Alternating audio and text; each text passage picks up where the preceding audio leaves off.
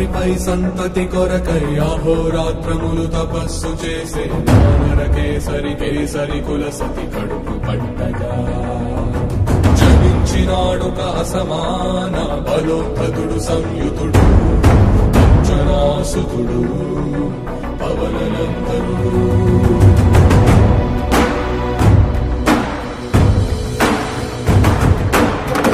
కిరణముల ఉదయాత్మి గని అది పండిన తీరని పంటను పడు సూర్య మండలము పండితి నాలని దేహం నాటున రవి మరుగై జగము చీకటై